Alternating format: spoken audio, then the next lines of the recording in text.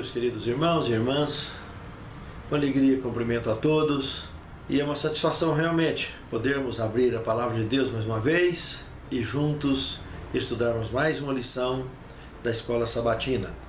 Hoje analisaremos a lição 11, Preparando-se para a colheita.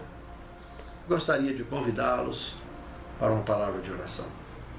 Santo Deus, unja-nos com o poder do Teu Santo Espírito, capacitando-nos à compreensão do tema, preparando-nos para o exercício de nossa fé e a transmissão do conhecimento que nos coloca para que possamos levar a quem nos cerca. Te pedimos agradecidos, em nome de Jesus. Amém. Interessante que o título dessa semana é um título completamente missionário, né? Preparando-se para a colheita. Muito interessante. O verso principal, Tiago, capítulo 5, verso 8. Sede vós também pacientes e fortalecei o vosso coração, pois a vinda do Senhor está próxima. Paciência é fundamental nessa jornada nossa. Para o verdadeiro êxito missionário é fundamental. E em tudo na vida, não é mesmo? E fortalecer o coração com a perseverança, especialmente, a persistência, com a fé, é um exercício constante, muito interessante. O que eu queria aqui mostrar também, uma coisa curiosa, essa expressão usada, vinda do Senhor está próxima, não só Tiago aqui, nesse verso 7, verso 8, como em todo o Novo Testamento, aqui nós encontramos a palavra grega parousia. A palavra parousia é uma palavra técnica utilizada para a chegada realmente de um rei ou de algum dignatário. É uma expressão técnica. Mas aqui nós vimos uma coisa curiosa. O santo em casa fazendo milagre. Porque Tiago era irmão de Jesus. E ele aqui com essa expressão, parousia, a vinda do Senhor, ele estava reconhecendo o irmão dele, Tiago, ao usar essa expressão, atribuída ao seu irmão mais velho, aqui percebemos ele o reconhecendo como Rei dos Reis e Senhor dos Senhores, usando essa expressão parousia, a vinda do Senhor. Muito bonito isso. Com certeza fez milagre. Como fez? Segundo tema, esperando a chuva. Ao observarmos Tiago capítulo 5, verso 7, temos ali uma expressão curiosa. O lavrador aguarda pacientemente as primeiras e as últimas chuvas para a colheita dos seus frutos. Por que uma figura agrária no meio de um contexto bíblico? Observem, meus amados, que nesse contexto, como em outros contextos semelhantes das Escrituras Sagradas, sabemos que está se tratando das chuvas. A chuva temporã, que caiu no Pentecostes, e a chuva serôdia, que vai cair nos nossos dias. Uma para lançar a semente do Evangelho no chão, a outra para colher os frutos da seara e podermos assistir o regresso do Rei. Mas interessante aqui que Tiago escreveu o livro dele por volta do ano 60 da era cristã. Já tinha 26 anos que havia caído a chuva temporã. E ele estava aqui escrevendo. Por quê? Na realidade, Tiago sempre pregou o que ele escreveu. Mesmo que ele escreveu mais tarde. Mas ele pregou a vida toda. Ele pregou pela temporã e mostrou a relação agora da chuva da colheita, da qual lição hoje estamos trabalhando esse tema. Muito curioso realmente e interessante. Ele estava esperando a chuva serôdia, que não caiu nos dias dele. Como eles esperaram o Messias voltar nos dias deles? Morreram todos. E Jesus não voltou nos dias dele. Mas vai voltar no meu e no seu dia. Hoje, nos nossos dias. Prepara-te. O terceiro tema. Será que está realmente próxima? É uma pergunta. Na aula 22 do Escatologia 3, nós estamos trabalhando com sinais bem atuais da volta de Cristo. O preparo para atravessarmos a crise final. Aliás, se estudarem desde a aula 18 à aula 22 do Escatologia 3, neste mesmo canal, professor Rafael Diniz Caetano, poderão ver detalhes muito interessantes sobre esse tema, olhado dentro da escatologia bíblica. Observe, meus amados, que quando Tiago nos diz para fortalecer o nosso coração, porque é esperado esse fruto precioso, que nós vimos aqui no verso 7, se na lavoura, na terra, o fruto já era precioso, imaginem na obra do Espírito. O Espírito Santo tem a missão de convencer o mundo do pecado, da justiça e do juízo. O solo é o mundo, a semente é o Evangelho. Imagine a preciosidade de cada fruto que sairá dali. Só imagine, tente imaginar. Meus amados, presta atenção. O custo da segunda vinda de Cristo e o custo da terceira vinda de Cristo, que está depois do milênio, com o transporte da cidade santa, do tamanho do estado de São Paulo, 550 quilômetros cada lado, com muros de quase 70 metros de altura. Todo esse custo já foi pago lá no Calvário. Só está faltando os embarques. O nosso embarque, o meu e o seu. E o embarque da cidade santa. E tudo vai acontecer ao seu tempo. Basta que a figueira do deserto cumpra com seus frutos, que nós já estamos assistindo ao longo da história. E qual é a parte que você ainda não escreveu nessa história? Na história do ID, na missão do ID. Já parou para pensar que se nós não fizermos a nossa parte, ou não vamos fazer parte do embarque, ou estaremos atrasando o embarque de todos? Pense nisso. Quarto tema: queixas, murmurações e crescimento. Uma coisa pode ter certeza: queixas e murmurações não está contido no quadro de crescimento. Se você realmente pretende crescer na graça de Deus, crescer na fé, deixe essa coisa de queixas e murmurações de lado. Seja contra quem for. Leve adiante, olhando para o alto, para o autor e consumador de nossa fé. E vamos com firmeza. Porque ficar queixando e murmurando não vai resolver nada. Com relação à nossa vida cristã, a nossa salvação, isso não vai somar e nem diminuir em nada.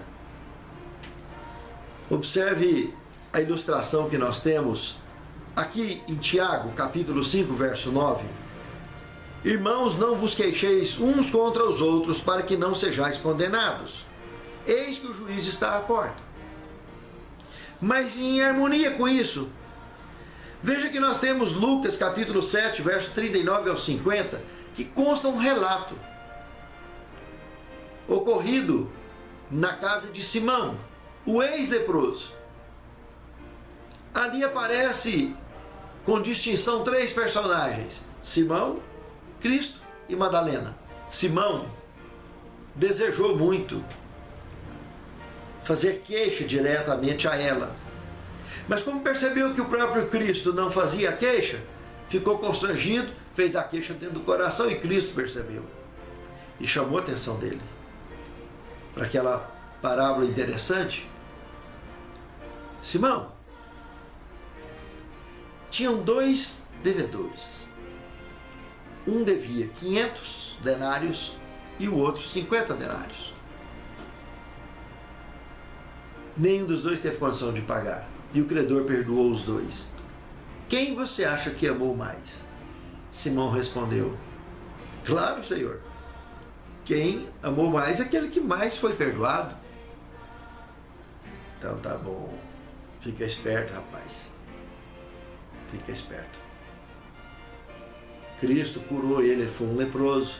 E ali estava Maria Madalena, lutando com o pecado pela última vez. Cristo já tinha perdoado ela 2 vezes, com o mesmo pecado. E ali estava pela 3ª vez, arrependida, amargurada, chorando e agradecida pelo carinho dele, que foi responsivo ao que ela buscava, que era o perdão.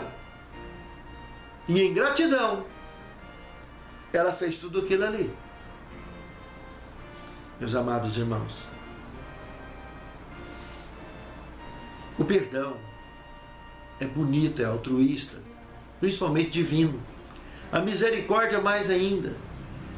Essa lição promoveu o crescimento de Simão e de Maria Madalena e de todos aqueles que estavam presentes naquela mesa. Mas será que nós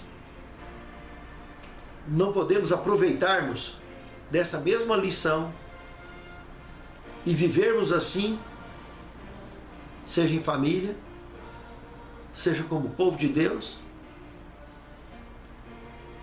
Pare para pensar nisso.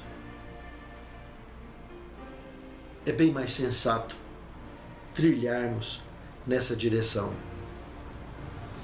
Jesus mostrou amor e misericórdia. Madalena, gratidão compulsiva.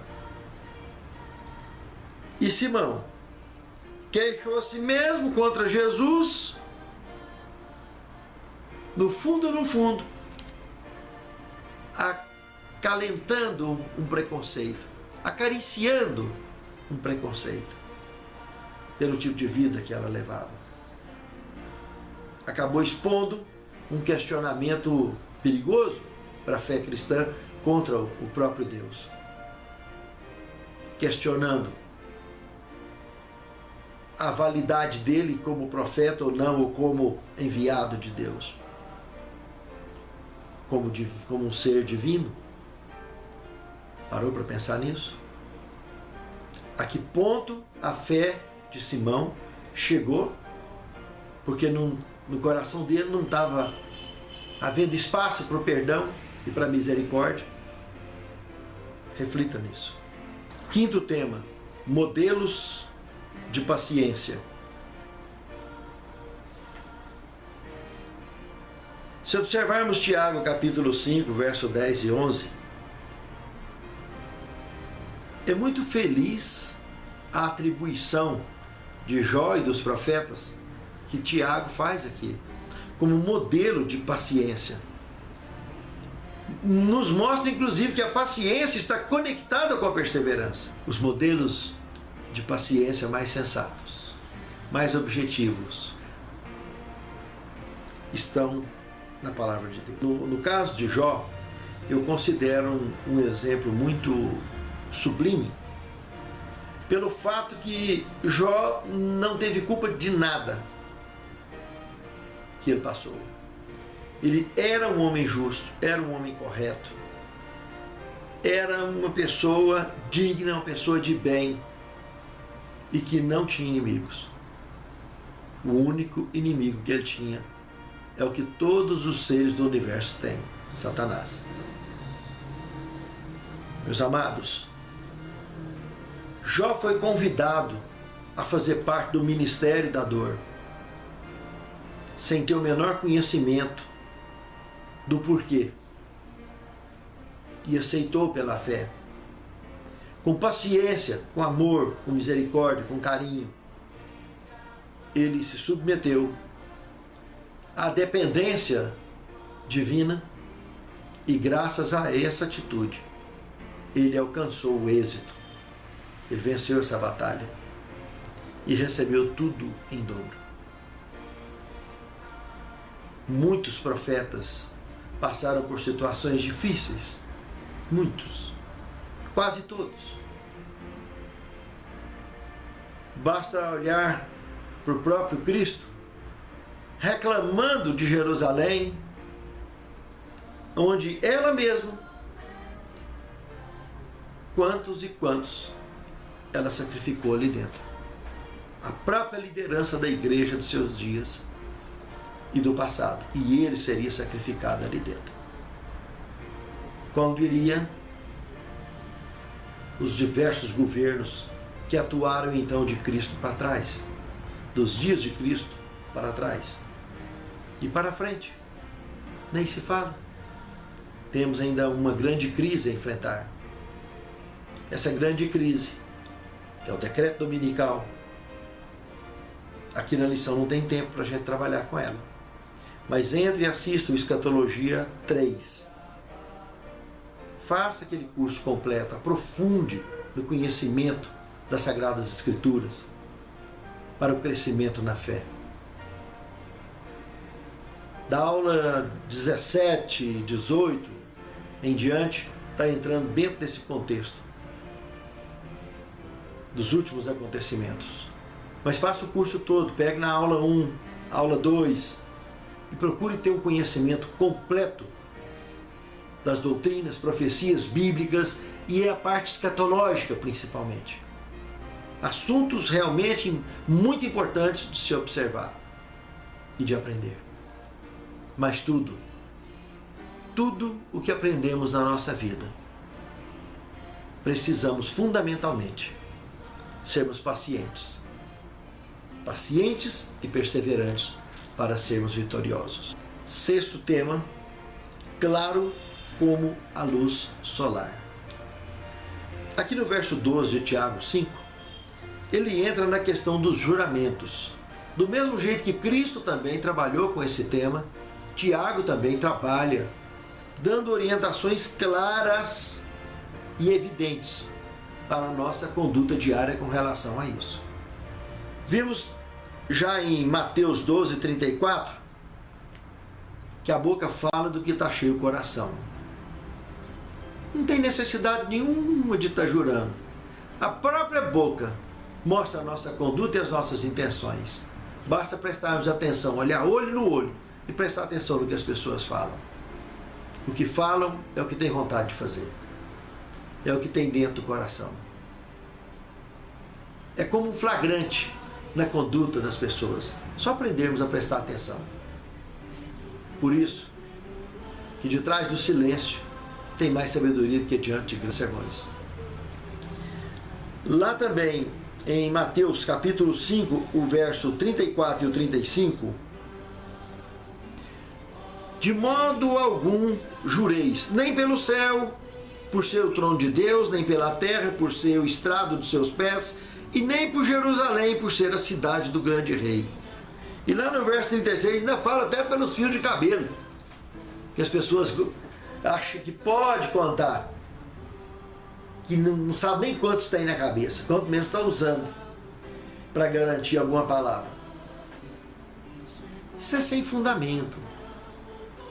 A exceção daqueles obrigatórios que não tem jeito de sair, jurar a bandeira, tá lá num tribunal que é necessário, mas isso nem de brincadeira no dia a dia, na conduta comum, porque é completamente desnecessário e infundado.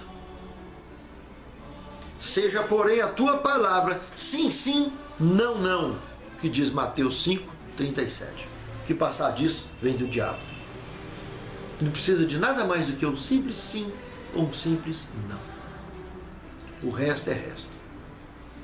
Para finalizarmos, o justo viverá pela fé. 7º tema. Eu gostaria de deixar aqui uma reflexão de Profetas e Reis, páginas 174 e 175. Sobrevirão provas, mas prossiga avante. Isso fortalecerá a sua fé e o preparará para o serviço. Os registros da história sagrada estão escritos não meramente para que possamos ver e nos maravilhar, mas para que a mesma fé que atuou nos servos de Deus do passado possa atuar em nós hoje. Que Deus abençoe a mim e a você. Que seja assim a nossa conduta e a nossa experiência. Santo Deus, encha-nos do entusiasmo da Tua palavra, dos acontecimentos de nossas vidas e da história da humanidade, principalmente no cumprimento da Tua palavra nos anais da história. Santifica-nos em Tua palavra, porque a Tua palavra é a verdade. Capacita-nos a compreensão e dirige as nossas vidas para que possamos alcançar corações sábios e conduzir almas a Teus pés. É o que te suplicamos, agradecidos, em nome de Jesus. Amém, Senhor. Pois dirá para o Mestre, eis-me aqui.